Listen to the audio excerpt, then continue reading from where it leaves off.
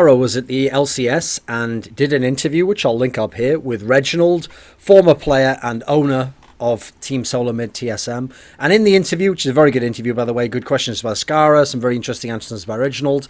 They talk about, for example, the drastic patch changes recently with the tower buff, which has led to the essentially getting rid of lane swaps and people just going 2v2 and bot. And then in discussing this, and obviously the impact it has on teams and how Riot's affecting the overall success of teams, they then managed to get onto the topic of like an org and owner's perspective, obviously Reginald's, on the fact that he would like to see higher prize pools, more infrastructure for players, more revenue opportunities, so that you're in this scenario where, I mean, he's talking about like investing in players and the fact that if you get relegated, you lose the investment, all these sorts of issues. And what happened was Tryndamere, Marc Merrill, the co-founder of Riot Games and co-creator of League of Legends, the game, decided to wade into the breach. I mean, this is the guy who you might remember from the Spectate Faker bullshit, which I'll link a video up to on there, where he came in onto that, like just jumped in with both feet, just talking about like how that guy, a guy who essentially was just rebroadcasting Faker's games, not literally rebroadcasting the stream of Faker, but just the games which Faker himself was also streaming. He totally misunderstood all of that, started calling the guy an e-stalker, saying about how he was trying to protect Faker, putting out all this stuff that, first of all, some of it was just misinformation on his part, like he didn't understand even what he was saying, and then giving ridiculous opinions, and people rightfully so mocked it, and it was taken apart in that video I put up before. But he said in his tweet here, his tweet said, hopped into a thread, RE esports comp and patch timing. Now, obviously, this stirred up a lot of debate because the comments that he made in this Reddit post were kind of ridiculous, especially the tone and the implication behind some of it. Now, a lot of it was addressed by Monte Cristo in his video, which I'll link there, where he talked about things from his own org perspective and his own opinion on some of the factors of like rev sharing, etc. Basically, his side of the industry. So I won't address much of that myself, but I will address this this video myself because it held a lot in it, a lot of tone and a lot of implications that I didn't see described the same way as I would necessarily think about it. So here we go.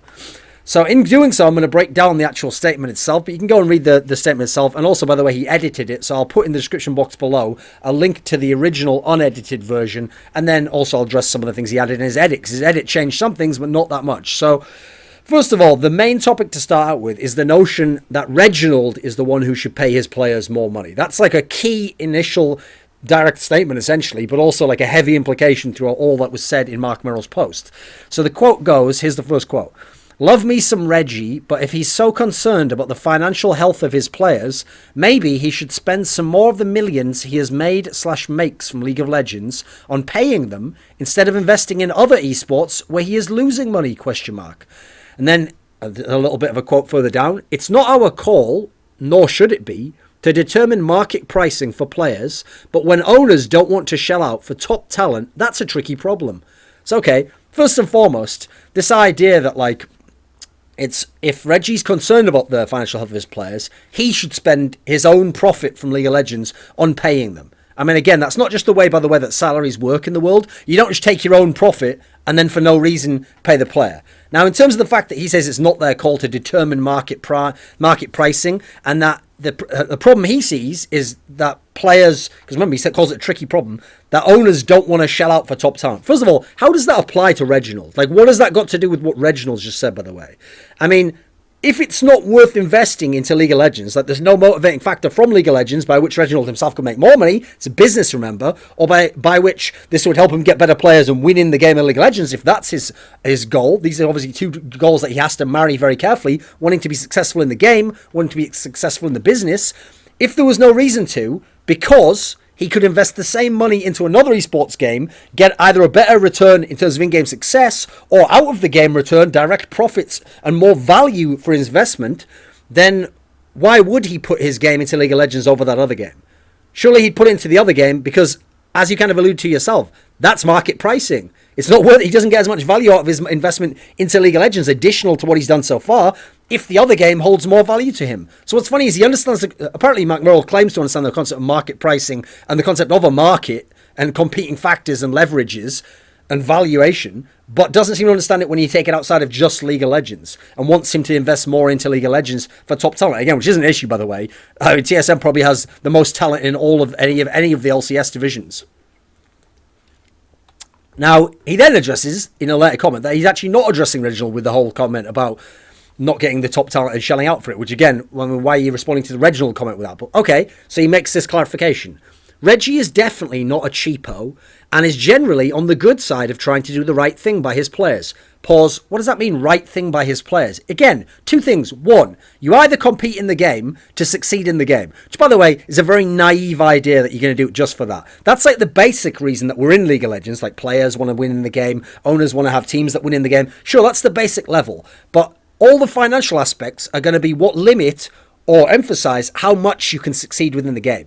If to have the best player in the game costs me $100 million salary, but you can only get back $50,000 for winning each LCS split, so $100,000 there, $1 million for first place at Worlds, and let's say from sponsorship, even with $100 million investment, because of the limitations on the game, let's say I could only make back $1.5 million myself. So overall, we're looking at what? I mean, first of all, prize money goes nearly all to the players, so ignore that part. So there's the $1 million gone for Worlds, there's the 100k gone for the LCS. Now let's say the $1.5 million comes in sponsorship. But remember, I had to pay $100 million, so I've actually made nothing there. Now let's make it not ridiculous. Let's say I only had to pay $1 million overall for the salaries for the whole year for the 5 players in League of Legends.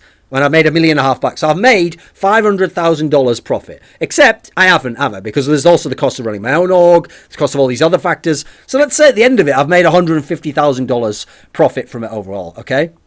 So in this world, making $150,000 for investing all that money and risking all that money, by the way, why is that doing the right thing to put more money into the game? How would it be the right thing? Why would he even use a term like the right thing by his players? Nobody's doing the right thing. What they're doing is they're paying them what they think the market value is based on how much money the org has, and then how much money the org has and how much money the market value is going to ultimately be developed based on how much money's coming into the overall game, then coming into orgs, coming into players as well, and Riot play a key part in that overall. So let's remove the right thing, especially because by this logic, Reggie could just throw it back and go, well, are you trying to do the right thing by your play? Why don't you invest all of the millions that Riot makes? I mean, that'd be ridiculous, by the way, if Reggie used that angle. So let's go back. So Reggie is definitely not cheapo, is generally on the good side of trying to do the right thing by his players. The point I'm reacting to here is when he says he's concerned about their long-term well-being in the scene, is highlighting that he is in the driver's seat here and doesn't need Riot to help ensure that happens, and that patch timing is not correlated with this concern. Now, first of all, patch timing is correlated with the concern because he initially addressed the patch timing thing from the point of view that if you're a player, even some of the best in the world, he makes the point that there's very few who've remained very, very good for years. Your entire career, as Kara speaks to this as well, as the fact it's only 2 to 3 years as a pro player, can be entirely destroyed or elevated based on a massive patch change that comes along. You can be practicing a certain point in time, all that practice goes out the window to a degree, except for the team play aspect. Then you're very good on certain champions. Radical patch change comes along, your career drops off. The point here is patches do directly affect that, and they affect teams, and how much time is needed to be put in, and how good it's even possible to be. Because as he gives the case with Hooney's an incredible player on one certain type of player, a champion in a certain type of meta, put him onto another one, and he's hindered entirely. Well, if he's a star player of your team is going to go as Hooney goes, and it's going to go and not win the league if it doesn't have the right meta for Hooney in that particular sense. So actually Reggie made some pretty decent cases, maybe didn't articulate it quite as, it didn't expound upon it as much as I did and give more examples, but as to why actually the patch changing itself damages the long-term health of the players. So that is correlated, certainly. As is the timing, because it's like not like you did these changes at the beginning of the season and gave Hooney a whole season to play on those champions. You do some of these changes before the playoffs, when Hooney's been playing correctly in your meta, enjoying the benefits of playing the best champions, the most effective champions in that meta, and then you drastically change the meta. How is Hooney supposed to fix that, and how are the orgs supposed to fix that? They can't. Riot's the one who actually is in the driver's seat on that particular aspect. Anyway, the side point is he puts the point out that Reggie's the one in the driver's seat and that he doesn't need Riot's help to ensure he can pay more of the players, which in his terminology is doing right by the players. Now, the problem with that is it ignores all the factors that go beyond Reginald, which, by the way, are nearly all the significant factors. So what is the cost of housing to have an LCS team? What is the cost of coaching to have a good LCS team, since everyone has them now? What is the cost of salary, which, by the way, is now impacted by venture capital coming into the scene, all this extra money and people willing to invest now who don't necessarily have to see a massive profit and run on a profit. They're going to invest money now and get something in the future potentially. All of that is put against prize money, which you get a very little amount of if you're an org now. sponsorship opportunities. How many are there? That's dictated by how many competitions are there? What type of competitions are there? Where are they broadcast? Can players go to all the top competitions? Can only a few qualify? What is the value in investing the money in other games? These are the things you're weighing up on each side of the scale there to find out what you can invest if you're the team org. And so you got to go above and beyond that, because Riot can impact all of these factors. They can give bigger stipends to players. With bigger stipends, it won't just be the person who comes in with the most money who necessarily gets all the talent, because maybe the player will then balance out. I'll take a little bit less to play for TSM over taking 1.5 times more to play for a team, Echo Fox, Phoenix, or whatever the team org might be called. I'm not saying these teams do, by the way. I'm giving an example. Who we are, as we know in the standings, didn't do very well and probably wouldn't have done very well, didn't on paper have the chance of doing very well. So the stipend would actually help teams balance that out in that sense. Now, personally, I'm all for competitions. That's not something I would recommend myself, but in terms of Marc Merrill's world and their ecosystem argument, this would actually be a very good way to provide parity in the ecosystem.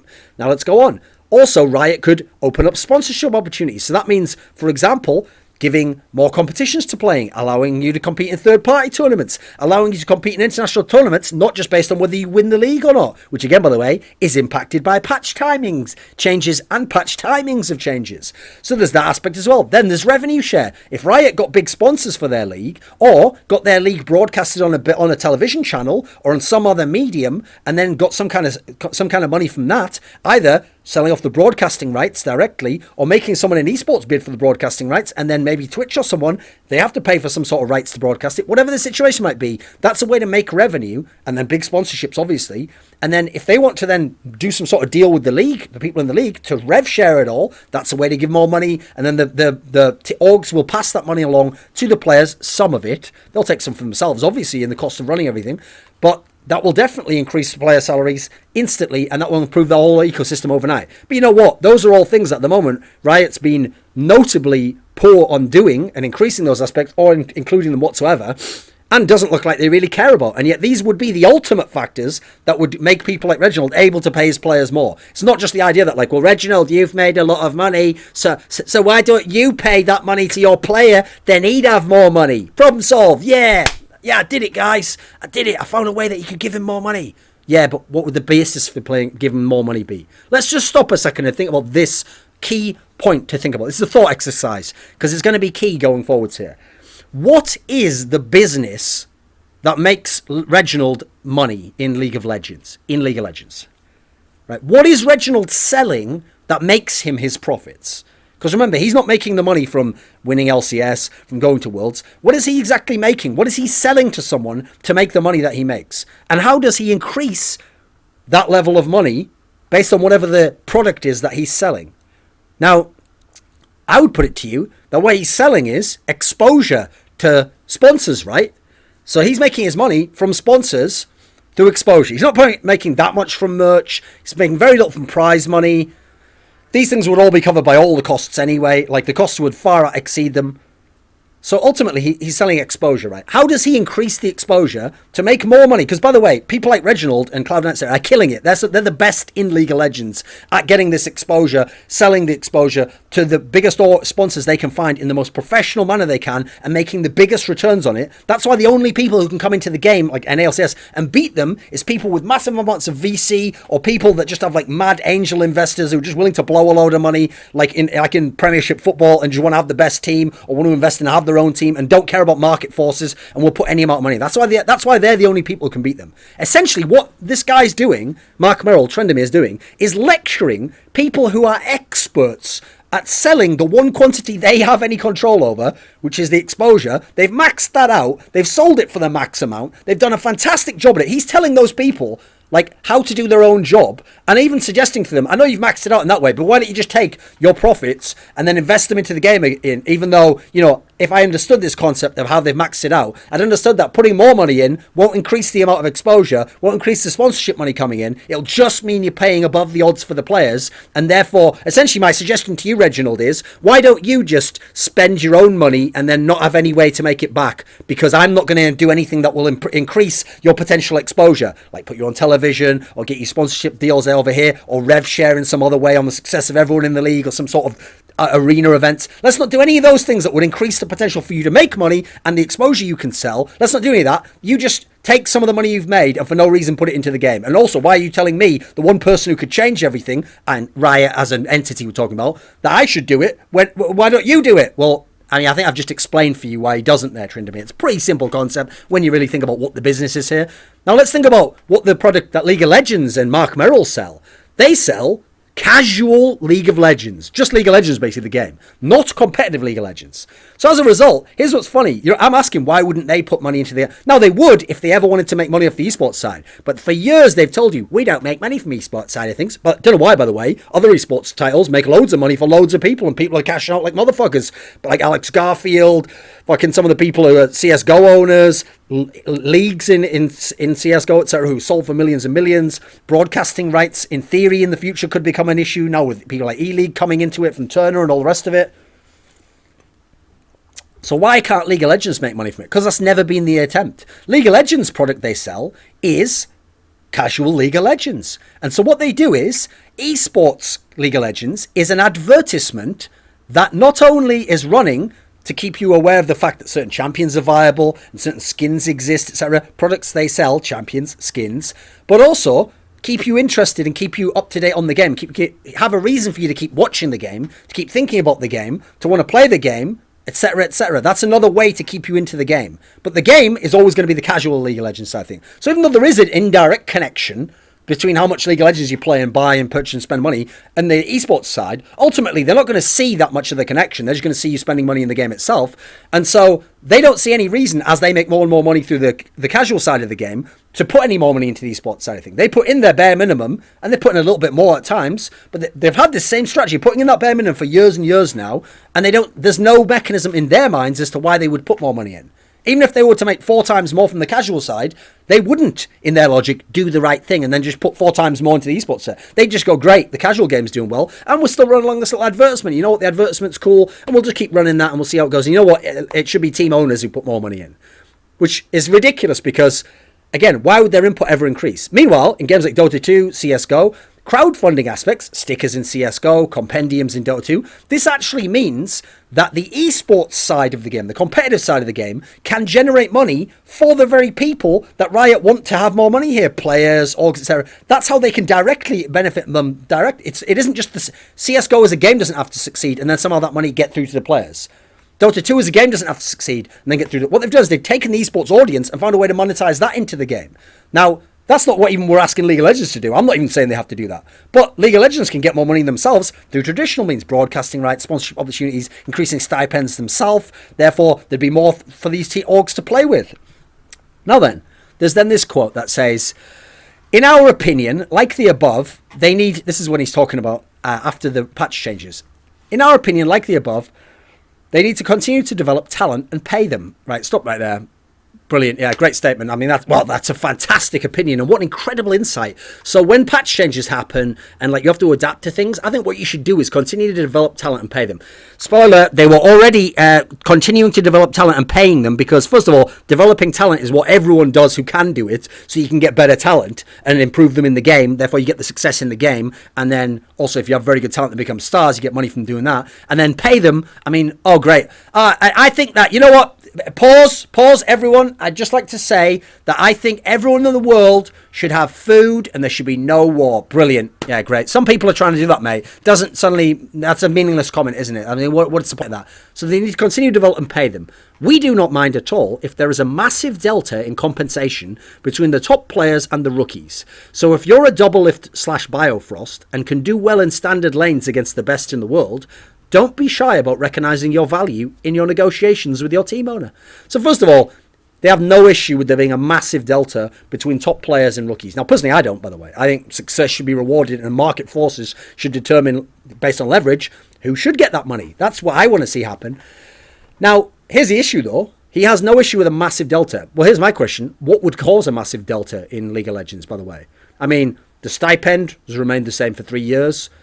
They're all playing in the same league if they're in LCS. So the difference between the best top laner in LCS and the worst top lane is massive. But they're both playing in the same league. And aside from a few extra playoff games, they both essentially play almost the same number of games and therefore have the same kind of exposure, which is one of the key components, remember, based on how good you are as a businessman of selling that exposure, to making all the money that you get through the sponsorships, which then goes into these salaries. So again, where would this massive difference come? The stipends are the same. They all play in the same league, play almost the same amount of times. They have similar sponsorship opportunities due to the exposure amounts, etc., and lack of third-party tournaments and all these other factors, and lack of rev share, lack of all these things, crowdfunding, all similar sponsorship opportunities. So what would cause this massive delta between the top player and the rookie? I mean, he just means the worst player, basically. But it says rookie, because in traditional sports, the rookie gets paid the least. What would cause that massive delta, aside from demand for the player and the people who are paying what they can relative to each other? As in, the demand to have Bjergsen in your team can obviously make you pay more for them, right? Then there's the people who can pay more because they have more money in terms of market forces. Like, they're one of the people who can offer the most. That's the only thing that can really make a massive delta, right? So you need those people to have more money and to be able to have a mechanism to generate more money in order to have a massive delta. Otherwise, there won't be a massive delta, and therefore that's one of the issues that Reginald's sort of getting to, right? There's a limited amount you can get and that you can get into the game. And, funnily enough, right now, it's not even working like that. Like, right now, there are players on bottom-tier teams in LCS who are performing much worse and who are lower, lesser names because of the VC aspect than the real businesses in League of Legends can't pay more. They're paying less, or they're paying similar amounts, and they've got the absolute best, and this guy's got the 9th best team. That goes exactly against what you're trying to accomplish here and what you say. Also, by the way, it's just hilarious, that part where he's like trying to give like fucking little negotiation tips to players. Like, ooh, hey guys, if you're like the best bot lane and you're super good, you know what? That means you can actually ask for more money. How can they ask for more money? Unless there is more money in the ecosystem to pay, which, by the way, doesn't mean Reginald putting his money in. It means you like helping to generate it or putting in some of your own money if you really care about esports like that. Reginald never claimed to be a charity or just want to do right by the players in that sense. He's trying to run a business and pay these guys as some of the best professionals within his business, and he's bemoaning the fact that there's not many opportunities to get more money into the business and that Riot just sits idly by not doing anything about it. So where does the money come from to pay the Doublelift and Bifrost more money? What would be the market pressures that would make you pay more? What would be the mechanism through which TSM could generate more money to pay those players more? That's what you didn't address. You don't seem to understand the basics of how this money is even created in this sense. So then there's the secondary major aspect, which is not just Reginald should pay more, the team should pay more. It's the idea that orgs, TSM included, are investing elsewhere other than the League of Legends in esports, and this is an issue. So first and foremost, what business of what business of Riot's is it what Reginald does with his profits, with the money that he generates? I mean, he can spend it where he likes, on whatever he likes, by the way. It's absolutely no business of Riot's whatsoever. Now, what's funny is someone's going to say, but what business of Reginald's is it? Get the inhaler. Mum, can I have more Mountain Dew? What? Yeah, back to the... And what business of it is, as someone who's a 14-year-old who, in my own mind, could probably get a degree in law, therefore I am a lawyer, what business of it is it, of Reginald's, what Riot is doing, with their money? Got you. You didn't get them in anywhere. The whole point is, it's actually not the same scenario for Riot when you reverse the positions whatsoever, because he's calling for Riot to improve their conditions. So prize money, stipends, sponsorship opportunities, potential rev share, things that Reginald can't do any of those things, by the way. And remember, Riot portray themselves as caring about all these things, caring about teams, caring about the ecosystem. They're constantly using terms, ecosystem, parity, all this stuff. And yet they're the ones who are not setting up some of these things and not exploiting their own industry and creating these mechanisms for making wealth for the teams and just sitting back, skimming all the money off the top through their casual game and putting these tiny little chicken bones, throwing a mere morsel to the esports every now and then just to keep it ticking over to be a nice little cheap advertisement for their massive game. In this, relative to the other esports games, if you look how much is in the other ones, now as a result, Riot claim to be this like benevolent benefactor of the scene who cares about it, and they're the ones who could do more and aren't doing more. Reginald doesn't claim to be any of those things, as far as I know. I probably says he cares about his players and does the best of them, etc. But he does ultimately, the reason he can pay them is because he's done a fantastic job with his business, and the people who help him with his business, they created a lot of money and they've maximised their brand. Therefore, they can pay top dollar. But they're now in the situation where there's not a lot more they can do to put more money in. The whole point is they aren't in a situation where they're hypocritical for not doing more. Now, as usual with Riot, you've got this hilarious presumptuous attitude. I mean, if we're going to use that logic, right? So where was the logic? Let's have a look. Let me read that part out again, just so we know where we're at. Okay, remember it was that part that said, maybe he should spend some more of the millions he has made / makes from League of Legends on paying them instead of investing in other esports where he is losing money. So, okay, here's the ridiculous aspect of this. Is if you're going to use that logic, surely you can just use that logic in any case. I mean, basically, what you're essentially stating is until Reginald has reinvested all of his profits from League of Legends / revenue back into League of Legends, that Riot should never even be called upon to increase prize money, stipends, sponsorship opportunities, rev share. They don't. Why have to do any of that? The logic doesn't even carry in any way. Nor would they be required to get sponsorships or rev share with the teams, because until everyone's reinvested, then everyone else hasn't done everything they need to do, right? Now, let's be absolutely clear about this for a second, just so everyone understands the relationship between Riot and TSM. Reginald and TSM, let's be clear about this, made their money from League of Legends, but they made it. The from League of Legends part is key, but it's not the most important part. It wasn't being in League of Legends that made them all the money. They had to exploit League of Legends and marketing, business, good investment, understanding how to run an org in order to make that money, then build upon that money, then parlay that money into more and to become the millions from the initial tens of thousands and hundreds of thousands. It wasn't just League of Legends. They didn't just come in League of Legends and get a massive fat sack. A stalk didn't fly over with a massive sack with a fucking dollar sign on, like, oh, Reggie was like, oh, here's the Riot stalk, yay! And then they're like, and have you been investing any of that money back in a League of Legends? You know that fucking stalk brought you all? No. It was people like Reginald, admittedly Jack helped him out a lot, fantastic businessman, who made that money. They made that money. Right? League of Legends didn't make it for them. Now, what's great about this is, again, to reference it, Reginald and Jack and TSM and Cloud9 are much better at making money from League of Legends, the esports side, key distinction there, than Riot are. Riot are terrible. They lose money at it. Despite the fact now we're in a world where you can make money from League of Legends. And it's been the case now for a couple of years, and they just refuse to go down that path. So they say, we lose money on esports, which again to me is almost inconceivable in the current world. But here's the key thing to understand about the way he portrayed that, is that you can tell that Riot actually does think, Riot thinks that they made Reginald. That, as if like he should be grateful that he was in League of Legends and League of Legends made him in this particular sense, and as a result he should be kind of on message about what he does with that money, and really they should have kind of a say, and they should be able to counsel him on where he should spend that money, and really the right thing to do would be to put it right back into League of Legends, right? Because in some way that's going to grow the ecosystem. Again, I don't know how, because I don't know how they can get more money out themselves. They're putting money in that they wouldn't be able to get out, because what the mechanism to get more money out be? That's why I keep asking in this video. I don't know if anyone from Riot will be able to answer that. Now, the notion that he shouldn't be investing into other esports games is fantastic.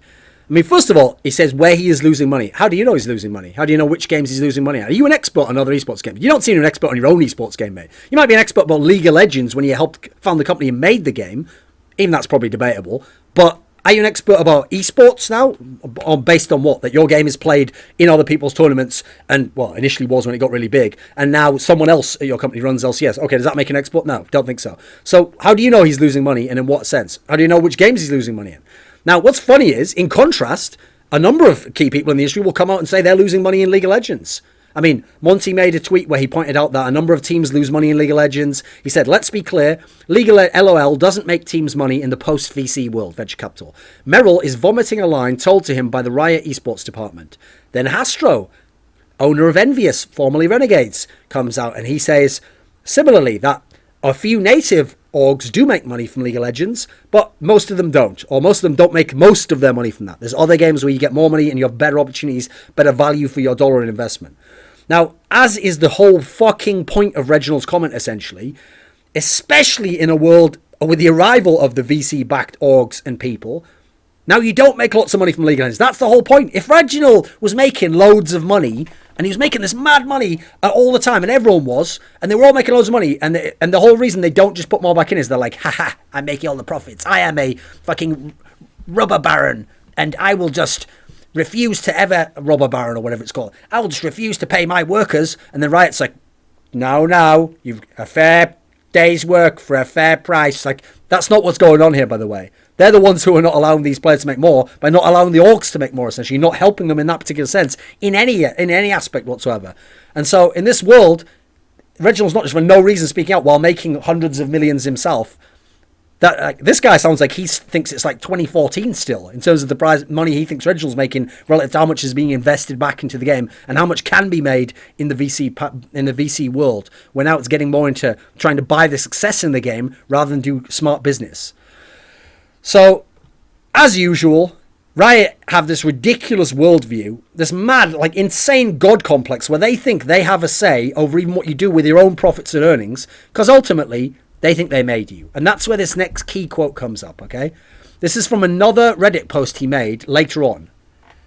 Funny, by the way, later on he claimed that like he just typed his first comment really hastily and that's why he edited blah, blah, blah, and he just wanted to get a response up there. But you look at all the comments, they're the same sort of ignorant tone to them all, and it doesn't seem like Speed has any issue on what great ideas come out of this guy's brain. We don't fault team owners for investing in other esports. Well, fuck me, aren't you great? Why would you ever even fault them? That's my favourite part. Why would that even be initial premise that you'd have to state that? I don't fault people for feeding themselves. Brilliant. We don't fault team owners for investing in other esports. It's a rational thing for their perspective. That being said, we're trying to build a sustainable LOL ecosystem for owners and players. When teams come into League for the great value from League, and they allocate their profits from League to areas outside of the League ecosystem, that creates a problematic scenario because the League players aren't necessarily benefiting as much as they theoretically should because of this capital outflow. We would like to address this and are actively working with team owners to better understand their issues and help them continue to invest in their players that love League. I.e., imagine being Pobelter, who signed away his full merch rights for life to a team.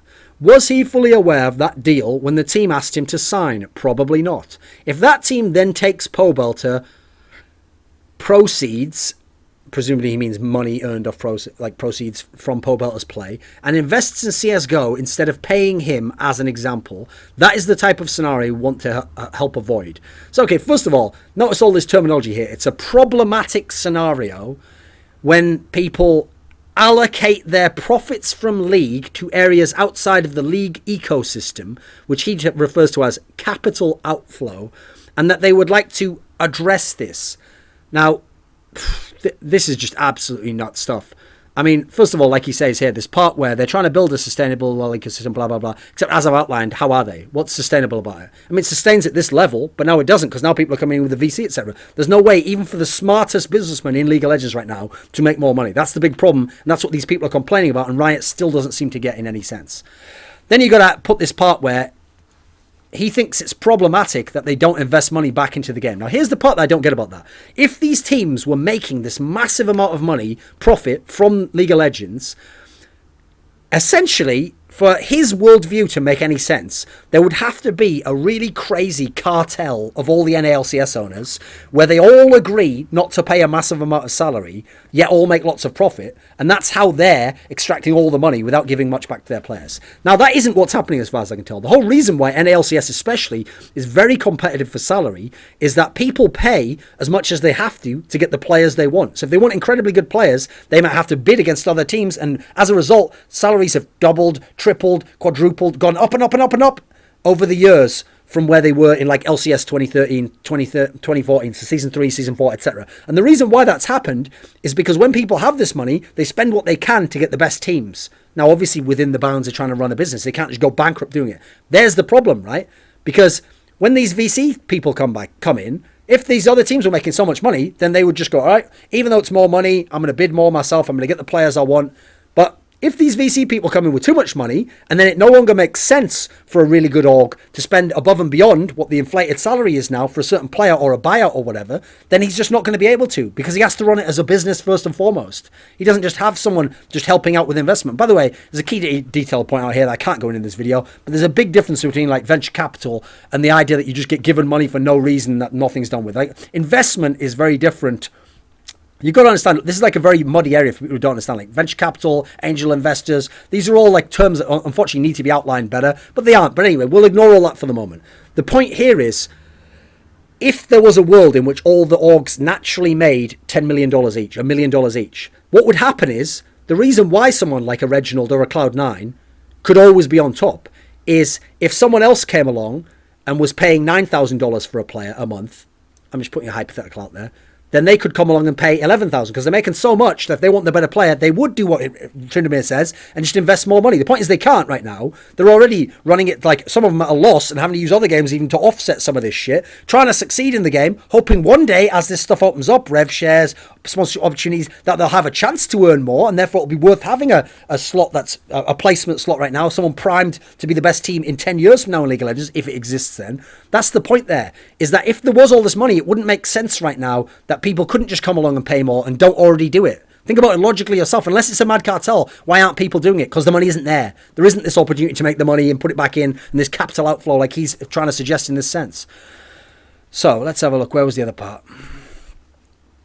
I mean, the part about the pole belter thing, again, if he really thinks someone's making that much money off pole belter or investing it somewhere else, I mean, you're going to have to explain it better then, because I don't know anyone in League of Legends who really understands the point of any of that. Just seemed like a pointless thing, and I don't know how, by the way, he's avoiding that scenario. And what is he doing to help avoid that scenario where someone takes the profits made off of marketing pole belter and spends it somewhere else and doesn't give it to pole belter?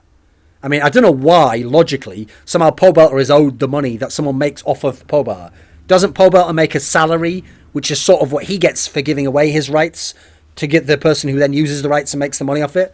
So really, if you want his money to go up, you need to make more market competition where other people who want pole belter will be willing to pay a higher salary, and therefore that's how I'd make more of it, right? Again, ball back in your court, Riot. Oh shit, but I just dived to hit that one back in. Yeah, easy parry back in, and now it's time for you to hit another shot. You haven't hit a single winner yet, mate. So okay, here's a good one. This is in the edited version. He says, here's what he changes. He puts, love me some Reggie, but an important distinction here is that team owners in the league ecosystem are ones who decide how much they pay their players. We have always been concerned about player compensation and creating a viable path to pro and ensuring pros can actually have a meaningful career. Hence why we subsidize team salaries to create minimums, etc. Yet no reason is given, and never has this been addressed, as to why there has been no increase in those stipends, subsidised team salaries, since the beginning of LCS, which began, by the way, in early 2013. It is now more than 3.5 years later, and we're in a world where those stipends haven't gone up. And yet, if this is what they want to help with the path to pro and all this sort of thing and creating a good minimum for the players, why haven't they increased it in any sense? More importantly, here's a good question for Riot. What would be the mechanism by which they would make money or see the reason to ever increase the stipend themselves? Does that mean they never will? What would the mechanism be to suggest that they should do it or would do it in this particular sense? Now then, next part. Reggie seemed to be calling for two things. 1, more stability for team owners. 2, more stability for players, citing patch cadence. Both of the above are important concerns and are related, but distinct issues. RE stability for team owners. League has attracted a huge amount of outside investment interest that has helped the successful team owners in League, like Reggie, have businesses that are highly valued. The top teams have also been profitable. One of the challenges is when these profits from League are then allocated to other non-League games, instead of continuing to invest in the scene and their players. This then impacts the second point, RE stability for players. The team owners are well positioned to help address that part, and Riot can't and shouldn't do it alone. So okay, let's just address some of this. League attracted that investment interest, did it? So League is what helped those teams become highly valued. League is what helped those teams become profitable.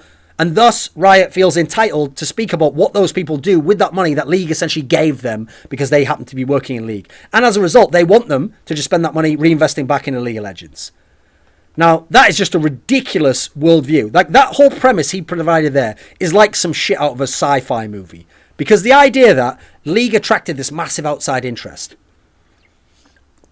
indirectly it did, because it's such a huge casual game that the esports side of it initially had a lot higher viewers than most of the other esports games. So I'll give you credit in that sense. The opportunity for exposure initially was very good. But as I said, the people who succeeded in that scenario are like the great industrialists of like the Victorian era. These are men of action who understand what's done and make the hard decisions and have initiative and ingenuity, and they have new ideas, and they use certain mechanisms and exploit them successfully, certain resources, to become these millionaires, billionaires, whatever whatever they were in the industrialist sense. That's what the early league people are like, who were very successful. Guess what? There were some early league people who weren't that successful, who haven't turned it into all this masses of money. Yet they were there. They were running businesses. They had successful teams in league. Where's all their money? Where's all their massive profits? That's the whole point. Again, in his world, it's just being in league that made them all this money. Therefore, ultimately, league gave them and made these people. Therefore, they owe league and they owe the infrastructure if they want to do what's right by people. It's ridiculous. That's not the worldview whatsoever. It's people who came along and used their own ingenuity to do, in this particular sense, this kind of a crazy business. And they had an extra opportunity to start with, but having opportunity is like 1% of making the most of an opportunity. That's the 99% of the actual work and exploiting that scenario yourself. I mean, when he says all that shit there, like that, where did he put that thing there? Let's have a look. I'm trying to see whereabouts it is. I mean, yeah, the idea that they've allocated their money to other non-league games instead of continuing to invest in the scene and their players. Now, remember, the term invest is key here, because when you invest something, you're not just giving it away like a moron. You're putting money in now because you think it is valuable, because it will create more money in the future to take out. Now, first of all, by your own logic, that's what Reginald did initially, right, with his org. And he made the money and took it out. And, oh, cool, do I get to enjoy my investment? No, reinvest now, double down. Why? There's the key answer you've got to give us, Marc, Merrill and Riot. Why would Reginald double down now? With no extra way to make more money, no more exposure aspects, no more avenues even to get sponsorship through, no more tournaments to play in, limited aspects in terms of even what the players can make, and therefore salaries being the one thing that are just going up and up and up and out of control due to VC-backed shit. Now, in this particular world, why would Reginald invest more of his money? If anything, he should invest less, logically, by what you're saying. Why would he invest more? What, just because he can? He should invest more money to get the same return back. You haven't explained yet how he's going to get more return. That's the key point to make. Even the idea that he'd made loads of profit. Let's imagine he did for a second. Let's imagine Reginald every year made $100 million off a TSM profit. Now, if the return is $100 million, and we ask how much has he put in, and the answer was $1 million. Now, in this scenario, I still don't understand why he would put in 2 million if next year the return would be 100 million still. Like, what would putting the extra million be in that particular sense? Why are the players owed that? Now, you're right. In that world, the players, if they knew it was 100 million and there was a 99 million gap, could then argue and say, right, well, my value is worth more and I'll go somewhere else. But they could only do that if someone was willing to pay them elsewhere, right? But let's imagine the other team was. Because in a world where you made that much money, by the way, teams would be willing to pay more. They'd pay the $2 million to get the team that they could then build the exposure off of, and they could get the 100 million instead of Reggie. So that would happen. That would take care of itself, by the way. That's how the market works. But let's imagine this scenario where he's making the 100 million, he's invested 1 million, and now he just puts in the 2 million and he gets the same 100 million back. What, is he just not allowed to make 99 million? He's only allowed to make 98 million for being very, very good at his job as a businessman? What even is the logic here? Are you like anti-capitalist? Are you anti-American itself? Like, is he not allowed to succeed and enjoy the happiness that comes from his own success and hard work and ingenuity? I don't really even understand the concept. Why would that be investing in the scene to put more money in that you won't get anything back for? Explain to us the mechanism by how investing more money gets you more money, which you can then pay the players more money from. Explain how the cycle works, Marc, Merrill and Riot. You haven't done that whatsoever so far. You're just Marc Merrily going on your own way with your fucking Tryndamere attempt to understand our scene, which you apparently don't. Just thought I'd pop some puns in there. Let's have a look. Okay, so think about this. If we did want to get the players more money, first things first, prize money would literally instantly put money into those players' pockets, because nearly every contract gives practically all the prize money, if not all the prize money, to the players themselves. A massive share of it. So you put the prize money for these tournaments up, instantly those players are getting more money, the good ones. Now, rev share, or more opportunities to create revenue, would then give the orgs more money, which, by the way, would then make salaries increase. Because remember, salaries are based on competition, market demand, supply and demand aspects. So the more money the orgs have and the more profit they make, actually, the more they will invest, which is what we have seen and what Riot don't seem to understand. That will make the market increase in overall value. So these things all began with Riot, as in how you could do all these things, They all begin with Riot, rather, long before you ever get to a Reginald Hotshot and how much they're putting in. In fact, don't even continue with that. It's none of your business. That's their profit. If you want the league to increase, if you want the players to have more money, if you want all these things, if you're the benevolent person and you claim you do esports just for fun as it is, which, by the way, means you're a terrible businessman. You could make hundreds of millions of dollars through the esports side of the league. If you aren't doing that, well, fuck me. It's not my fault, is it? Look at your own shit, mate. But you're claiming to do this benevolent benefactor and you're not willing to put more money in, despite no matter how much millions and billions you make. Doesn't matter, right? What an absolute hypocrite. Then you've got to ask yourself this. Because here's the thing, okay? Let's get real.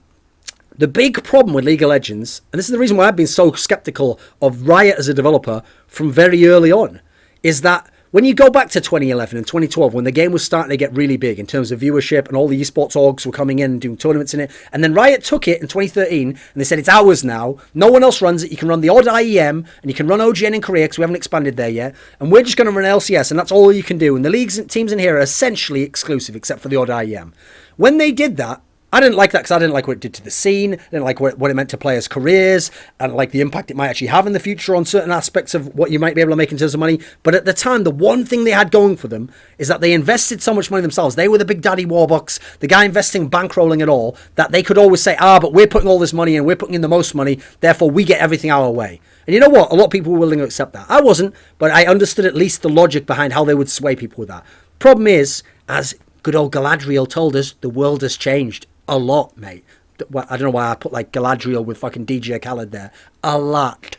Whatever. So the world has changed a lot, right? And Riot still wants total control. They still want to run things in some arbitrary, capricious manner where they tell us what's best and use terms like ecosystem and competitive integrity and talk about like salaries and investment and use all these terms that they don't seem to understand themselves, all the mechanisms behind how they work and interact with the scene and each other. They want to do all that, have total control, and yet now they won't stump up the money to be where they need to from the market share and market force of their own game within esports. So now other games have gotten bigger in salaries or prize money or opportunities to make sponsorship or make it, or how much you need to invest to make the money back off the same kind of a team, etc. Now in this kind of a world, people can look at Riot and go, well, actually now you're not even the top dog paying in terms of that. Now you're asking for more control than everyone else, but you're not even paying your way in that sense. And what was all this stuff about how you were egalitarian and how you just wanted everything to work for everyone and everyone to succeed and all the rest of it? That's the whole thing. It doesn't work, does it? And so you look at the world we live in now. Yeah, there are all these issues. Now there are people saying, where are the broadcasting rights? Where's the rev share for this? Where are more opportunities? Where are more tournaments? How are we supposed to promote ourselves? I mean, you've made it so that like the 10th best team in the league gets almost the same exposure as the number one team in the league. How has this helped me in any particular sense? And then you're telling the number one guys, just put more money in for no reason. Brilliant. Is that really your solution, mate? The truth is, as I mentioned before, Riot have only really, if you look at their actions, ever used League of Legends esports as advertising for League of Legends, the casual game. It's not that they care equally about both and prioritise them each separately and only make the hard choices when the two kind of connect in that particular sense. No, it's a clear distinction between the casual side is always way over the competitive side. And you can see that in terms of the decisions they make in the game, like the fucking patches and the timing of the patches and how they fuck with them on purpose to create totally different champion combinations and what's played and in what scenario. What's funny about this is Riot, in some sense, in terms of the way they try to claim they do both at the same time, remind me of that great book by Christopher Hitchens, the No One Left to Lie To, the triangulations of William Jefferson Clinton, where what he points out is this theory that actually someone else had created already, that what Bill Clinton did in his presidency as the United States president was he had this triangulation approach where he would promise things to the left wing of American politics, but he would just deliver them to the right. And so it made it seem like he was keeping both parties happy, but really he was just keeping the right happy, which isn't even his party, by the way, it's the Republicans, and the left, who's supposedly his party, he's actually just selling a bunch of shit, and then he's not doing what he's saying the things that they like to hear, but he's not doing what they want to do. I would postulate that this is actually how Riot treats esports. They claim that they really care about esports. They say we want to change things, we want to do things in this way, we want to keep it going. But you look at their actions all just cater to the casual side, which is where they make all their money. Because they've already told you up front, this is their big mistake, that they lose the money. Now, they told you up front to make it seem like, oh, you should do whatever I say, because you should be grateful to me. I'm just giving you all this money. I don't even make anything back. What they're not mentioning is they make all the money back off the casual side, and that will always be their priority. In fact, it seems to be largely almost their only priority. When you look at the majority of the changes, there's very few that ever go contrast to what would make more from the casual side of the game in that particular sense. And hence, they don't want to address why they don't do it on the other side. Because the truth is, once you pull back the curtain, it's all just about the casual side of the game. And so they palm off the blame on the teams and the orgs and all the rest of it. He even acted like players don't understand the concept of fucking negotiating based on performance. I mean, what a ludicrously like condescending opinion that is. So to me, the big issue with this is that if it's someone in Riot, okay, who's a lower level person, or even in esports side of the department, but they don't have a lot of say over things, you can talk with these people, and sometimes you see, you know, that guy's actually pretty reasonable. I can see where he's been forced to do this. The big issue with this sort of an issue, of a topic, is when it's the head guys at Riot. This is like the Spectate Faker thing. When it's the head guy making these comments, now you understand why Riot is so fucked up. Now you understand why systemic throughout the company there have to be these problems, because it doesn't matter how many of the ants have certain ideas. If the queen ant at the top has a different notion on how it's going to run, that ultimately is what's going to trickle down. That's what's going to control the overall force of them, the overall army of the ants. So in this particular scenario, it's very disturbing to find out some of the fucked up worldviews that these people have. Very condescending, presumptuous, like rude, quite frankly, I made you sort of shit that some of these top guys think, because now you see why the rest of esports runs the way it does, and why the rest of Riot runs the way it does, and why they always have these problems, no matter how many cool little worker ants they recruit into the company.